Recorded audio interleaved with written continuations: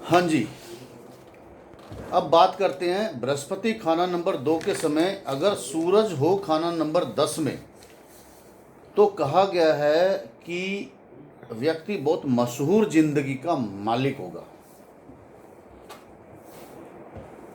सूर्य हो खाना नंबर 2 में और बृहस्पति हो बृहस्पति हो खाना नंबर 2 में और सूर्य हो खाना नंबर 10 में, तो मशहूर जिंदगी का स्वामी बोला गया है। अब मशहूर जिंदगी का स्वामी क्यों बोला गया है? कारण सूर्य तो बैठा है शनि के घर में, तो सूर्य जब शनि के घर में बैठेगा तो बाप किसके घर में बैठा है? बेटे के घर में। ठीक है ना। अब सूर्य और बृहस्पति भी बाप बेटे हैं, तो कंडीशन ये है कि ऐसे व्यक्ति के पास लड़का तो जरूर होगा, क्योंकि दोनों का ही बलि का बकरा केतु है और शनि का भी बलि का बकरा केतु है।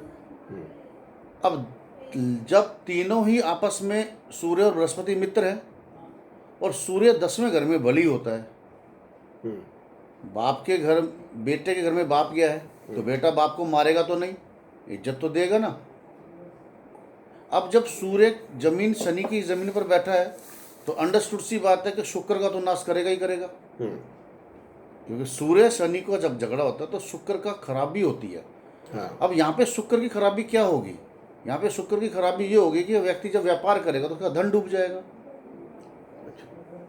सिर्फ शुक्र की खराबी यहाँ पर यही होगी कि जब व्यक्ति व्यापार करेगा तो उसका धन डूब जाएगा। क्यों डूब जाएगा? उसका कारण ये है कि 10वें घर का संबंध 7वें घर से होता है। क्यों होता है? क्योंकि अगर 10वें घर से हम शनि की पोजीशन को चलाते हैं, ठीक है, तो 10वीं दृष्टि उसकी 7वें घर में आती है। 7वां घर तो उसके अपने घर है, मित्र है, शुक्र का भी और शनि बुध का भी है, और दोनों ही उसके मित्र है। ठीक है।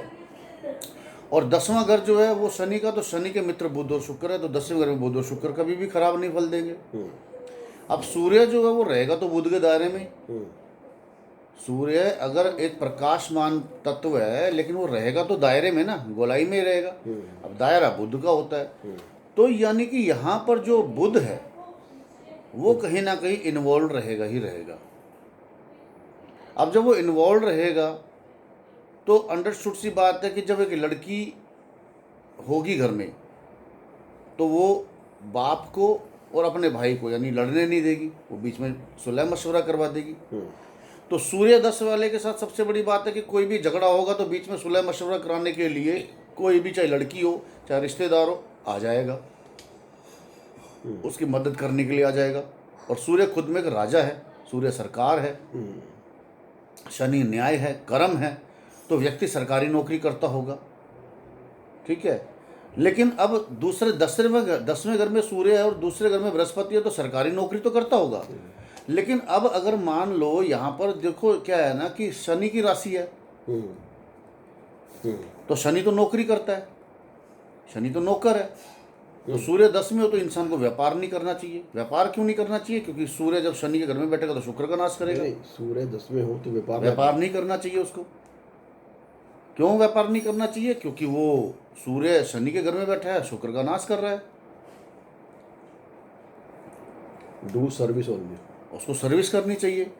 अब बृहस्पति खाना नंबर 2 में है तो बृहस्पति और सूर्य दोनों मिले जुले हो जाएंगे। क्यों मिले जुले हो जाएंगे? क्योंकि खाना नंबर 2 का कनेक्शन खाना नंबर 6 और खाना नंबर 10 से होता है। तो 10वें घर में जब सूर्य होगा तो दूसरा घर जागृत अवस्था में रहेगा। जब दोनों जागृत अवस्था में रहेंगे तो छठे घर से वो मुकाबला कर सकते हैं। छठा घर यानी रोग ऋण शत्रुता नहीं होगा उसको। अब मशहूर जिंदगी का कैसे मालिक होगा? या तो वो बहुत बड़ा वकील होगा, हायर स्टेटस का मतलब हायर वकील होगा, या जज होगा, या बहुत बड़ा डॉक्टर होगा, या बहुत बड़ा बैंक का फाइनेंसर होगा, मतलब फाइनेंस मिनिस्ट्री में जा सकता है।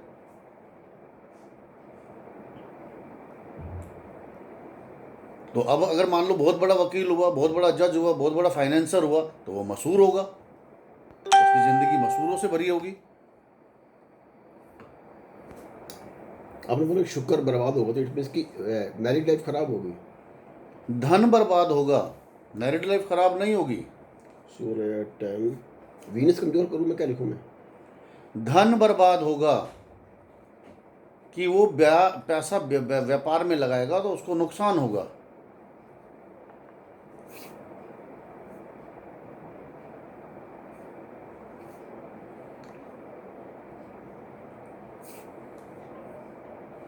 अच्छा।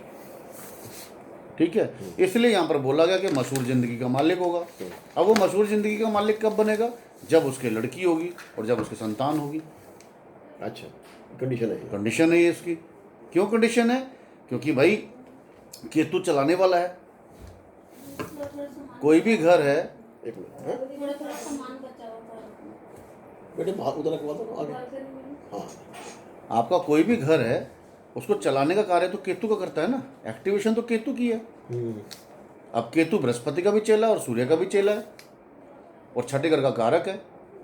तो छठा घर जो है वो हमारा नौकरी से कनेक्शन है, उसका साहूकारी से है। इसलिए यहाँ पर ये मशहूर जिंदगी का मालिक होगा।